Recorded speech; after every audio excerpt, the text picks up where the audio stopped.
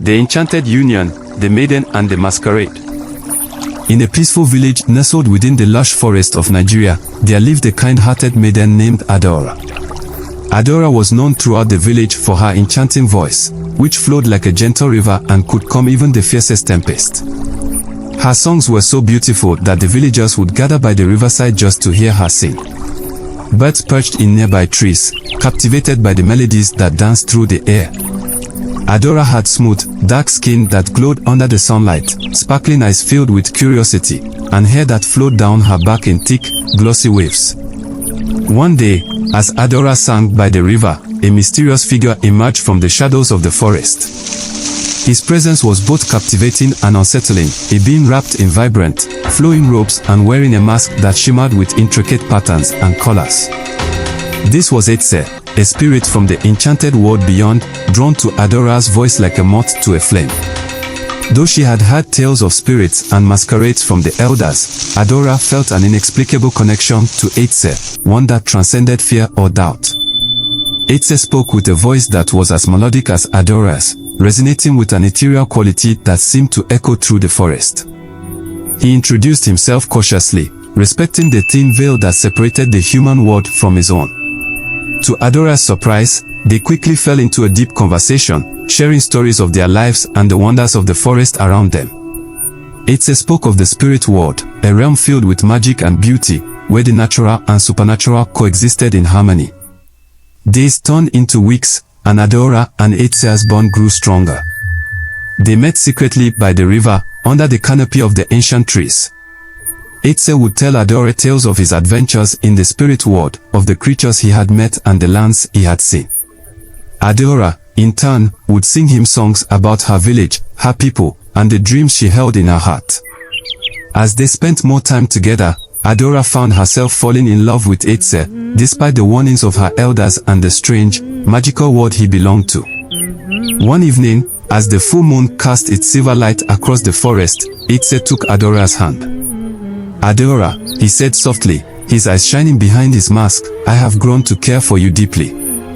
Will you marry me and join me in the spirit world?" Adaora was torn. She loved Eze with all her heart, but she knew that marrying a spirit would go against the traditions of her people and could bring unforeseen consequences. Unsure of what to do, she sought the advice of her wise grandmother, who had always been her guide. "My child," her grandmother said, her voice gentle yet firm, "love is a powerful force, but marrying a spirit is not a path to tread lightly. It comes with its own set of challenges and sacrifices. Spirits do not live as we do, and their world is filled with mysteries that are not for humans to unravel." Despite her grandmother's warning, Adaora's heart was set. She loved Eze too much to let him go. She decided to marry him, believing that their love was strong enough to overcome any obstacle. She returned to the river and agreed to be his bride, setting the stage for a union that would change her life forever. The wedding was held deep within the forest, under the glow of the full moon. Spirits and animals from every corner of the enchanted world gathered to witness the union of the maiden and the masquerade. Among the guests were Nkeruka the nymph, Obi the owl, and Chima the chameleon, each bringing unique blessings for the couple. Nkeruka the nymph, a graceful water spirit, stepped forward first. She held out a delicate necklace made from the pearls of her tears.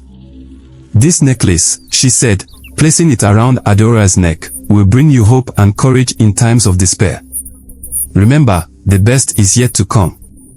Obi the owl, a wise and ancient creature, flapped his wings and landed softly before them. He gifted Adaora a single feather from his wing. "With this feather, you will understand the language of animals," he explained. "This gift will allow you to find friends in the forest, and their wisdom will guide you when you are lost." Chima the chameleon, the guardian of the forest, approached with a small enchanted stone that seemed to change color with the light.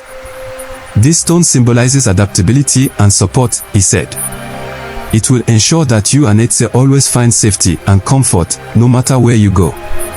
As the ceremony concluded, the forest itself seemed to celebrate, its trees swaying gently to the rhythm of the wind, and the stars above shining brighter than ever. For a time, Adaora and Eze were blissfully happy. Eze would bring Adaora gifts from the spirit world, and her songs, now infused with magic, became more enchanting than ever. But there was one condition to their union that Eze had warned her about: Adaora must never try to see his true face beneath the mask. At first, Adaora respected Eze's wish, content with the love they shared and the magical life they lived. But as time went on, her curiosity grew stronger. She longed to see Eze's true face, to know the spirit she had married fully and completely. Despite the happiness they shared, a seed of doubt began to grow in her heart. One night, as the moonlight filtered through the leaves and danced upon the forest floor, Adaora made a decision that would change everything. Unable to resist any longer, she waited until Eze was asleep and, with trembling hands, gently lifted his mask. As the mask came off, Adora's eyes widened in shock. Eze's face was a mesmerizing blend of human and spirit, both beautiful and terrifying. His eyes glowed with a light that was not of this world, and his features were a delicate mix of human warmth and supernatural mystery. At that moment, Eze awoke and saw what Adaora had done. His heart sank, and tears filled his eyes. "Why, Adaora," he whispered, his voice filled with sorrow and pain. "I told you there are things you are not meant to see. Now, our love has broken the sacred bond that held us together." Realizing the gravity of her actions, Adaora wept, her heart heavy with regret. "I am sorry, Eze," she cried. "I was foolish. I let my curiosity overpower my love for you." But it was too late. Eze knew that the sacred rule had been broken and that he could no longer stay in the human world. With a heavy heart, he vanished into the forest, leaving Adaora alone by the river, her heart shattered by the loss of her beloved. Back in the village, Adaora's songs changed. They were no longer filled with joy and wonder but with sorrow and longing. The villagers listened in silence, moved by the pain in her voice, and the birds that once sang along with her now sat quietly, feeling the weight of her grief.